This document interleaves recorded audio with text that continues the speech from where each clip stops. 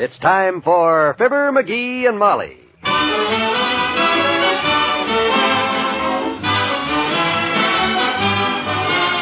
Sundays through Thursdays, NBC brings you Fibber McGee and Molly transcribed. The show is written by Phil Leslie and Len Levinson and directed by Max Hutton.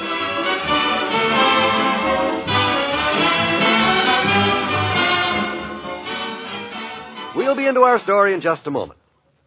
Right now, though, let's listen to this bit of philosophy expounded by Mrs. Molly McGee. Heavenly days, McGee, look at you. Where have you been? Giving the car a little checkup. It's something everyone ought to do once in a while. On their hands and knees? Well, either that or you lift your car up with one hand and check it with the other. Now, McGee, you're just trying to be funny. If you're so interested in checkups, why don't we get our prudential agent over here to give our insurance policies the once-over? You know we need it, and it's a service prudential agents are always happy to give. What do you suppose makes an insurance policy change during the year? It doesn't, but we do. In a year's time, lots of changes take place in a family. They buy a new home, Dad gets a raise, a daughter is married off, and it's things like these that affect insurance policies. Well, I was thinking about Social Security benefits. I bet a lot of people would like to see how their new benefits tie in with their present insurance. And they should. Folks, to make sure your insurance is still geared to give you the most security, to serve you the way you want, get together with your prudential agent. Let him give your insurance a checkup soon.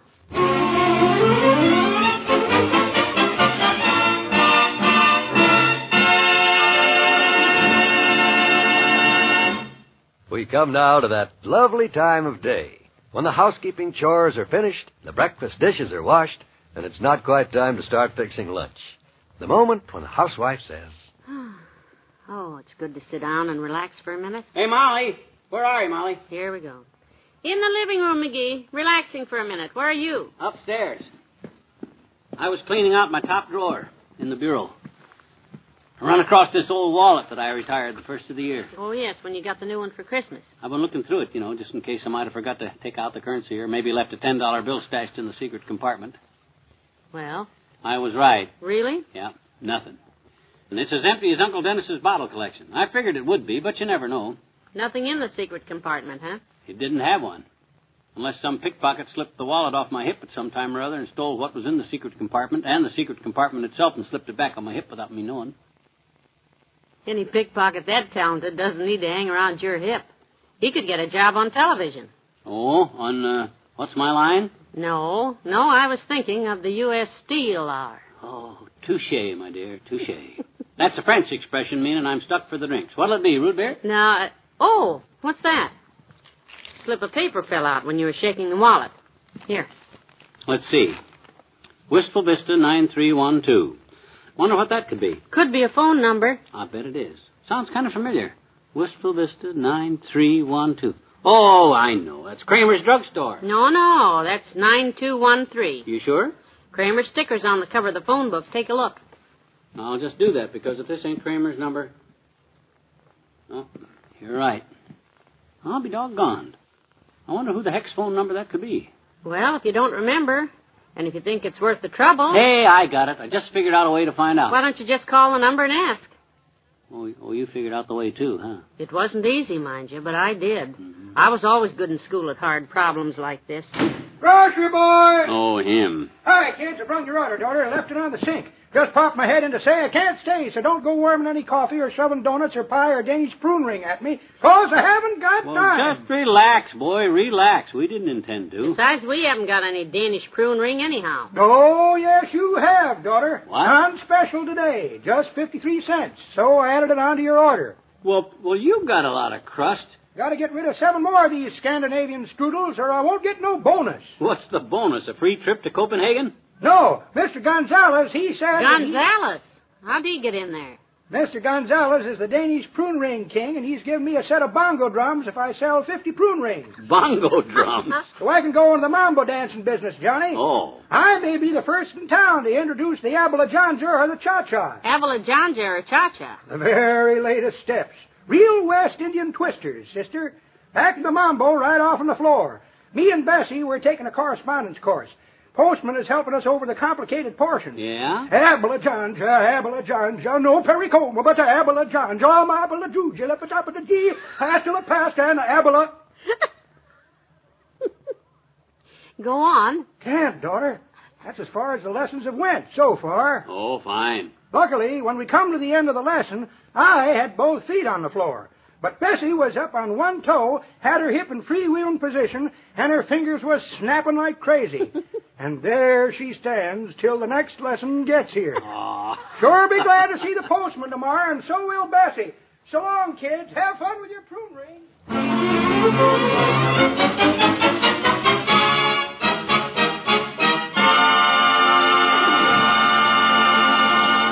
Back to Wistful Vista in a minute. The USO, the organization that brings a touch of home to servicemen and women wherever they are, stresses the importance of keeping in touch with our men and women in uniform by writing to them often. There are more than 1 million Americans now serving in our armed forces overseas, and more than 2 million in training in the United States, but away from home for the first time. To many of them, a letter from home at mail call provides the greatest lift in their daily life.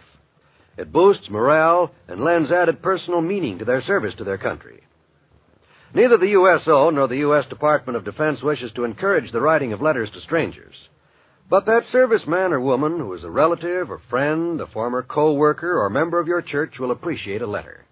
It lets him know he hasn't been forgotten, that he still belongs. How about you? Have you neglected to write lately?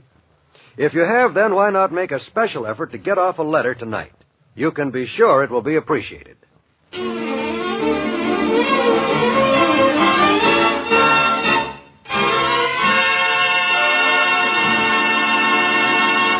Wistful Vista 9312. I wish I could remember why the heck I put this number down. Oh, for goodness sakes, why don't you just dial it and see? Well, I started to, but gee whiz, I don't know. What could I say if they answer? I'll tell you what. Try hello. Huh? That's a good one. Lots of people say that. I know that, Molly. Gee whiz. What do I say after that is the problem. Heck, if I'd only put the name down along with the number, then I would... McGee, why don't you just throw the silly scrap of paper away and forget the whole thing? Pretend you never saw it. No, it's not that easy. It'd prey on my mind all day. 9312. Is that the Gazette? No, it's too early for the Gazette. Gazette comes about 4:30. No. I mean, is that the Gazette's number? No. Their number is 8616. Oh, yeah. I knew there was a 1 in it. Now, let me think hard. Maybe it's... Come in. Oh, hi, Wimp. It's Wally Wimple, Molly. Come on in, boy. Maybe you can help me. Hello, Mrs. McGee. Hello, Mr. Wimple. Help with what, Mr. McGee? I'm trying to check a number here, Wimp. 9312. Is that a familiar number to you? 9312? Oh, that's a very familiar number. Oh, good. And that's what it cost Sweetie Face on her last appearance in court. $93.12. Huh? 9312. Oh, those figures have burned right into my brain because she harps on it all the time. Well, this is the phone number I'm checking, Wimp. He found it in an old wallet, Mr. Wimple, with no name attached. Oh, well, what happened when you tried to call the number? We haven't gotten that far yet, Mr. Wimple. Himself has only been on this case about 2.5 hours. Give him time. He'll get around to trying it yet. All right. I'll get it right now. Kind of like playing roulette. Spin the dial, and who knows what comes up. Busy. Well, at least we know somebody's there. Hope there ain't a pair of long-winded conversationalists on that line. My goodness, you've stalled calling that number for hours, and when you do and it's busy a second, you're as impatient as a general with his first loaded cannon. If all will kindly be quiet, I'll try the number again.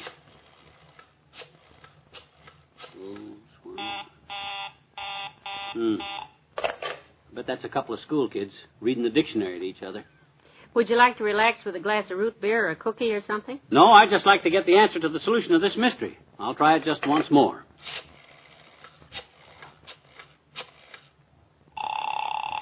Ah, it's ringing this time.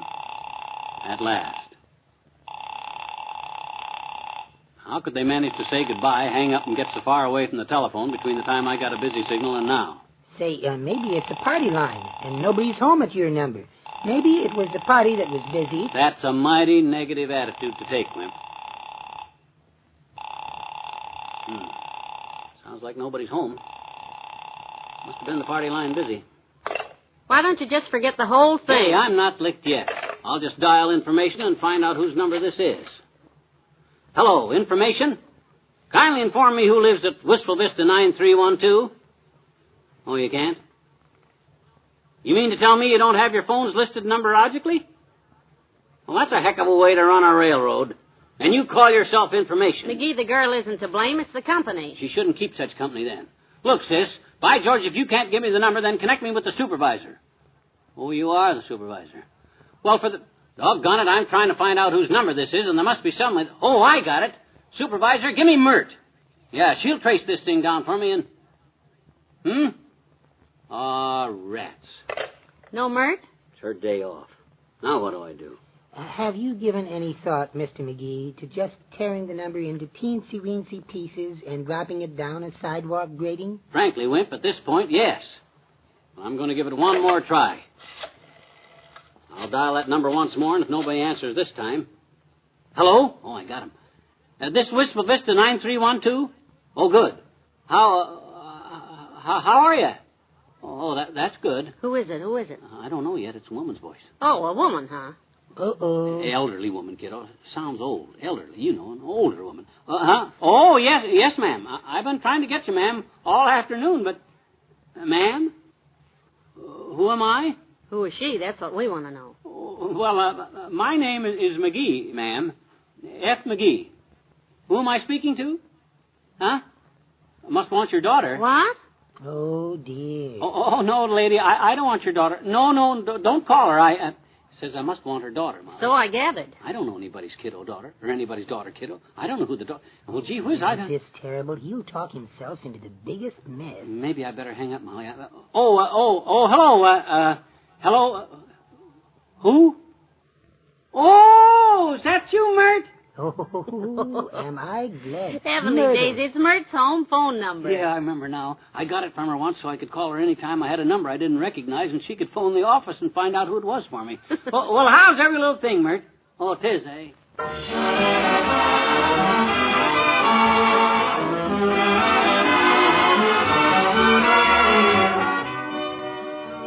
Fibber and Molly will be right back. Whom will Princess Margaret marry? The RAF hero, Captain Peter Townsend, or one of the titled young men in her date book? The May Ladies' Home Journal presents the exciting, little-known story of Princess Margaret and her beaux. Journal readers will meet Peter Townsend when he entered Margaret's life, learn how it all began, the romance that may equal that of her uncle, the Duke of Windsor, in heartbreak and excitement. But right now, Captain Townsend isn't the only man in Princess Margaret's life. Her escorts include some of England's most eligible young bachelors.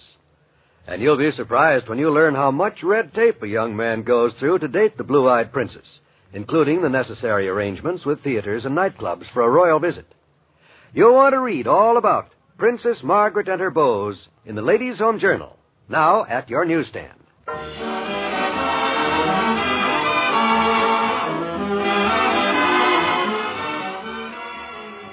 McGee, supper's ready. McGee, are you still on that phone? I'll be with you in a minute, Molly. Oh, is that so, Mert? Oh, it is, eh? What's that, Mert? Oh, dear. Your uncle. The one in the house painting business. Kicked the bucket last week, huh? Sure. What happened? Climbed down off a ladder and kicked over a bucket of paint, I suppose. No. He died. And so did the gag, Mert. Yeah. Good night. Good night, all.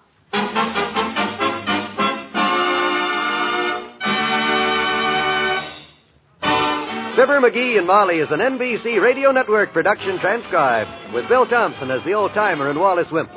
This is John Wald inviting you back tomorrow when Mr. McGee gets in a mix-up with some Christmas cards. In this season yet. Good night.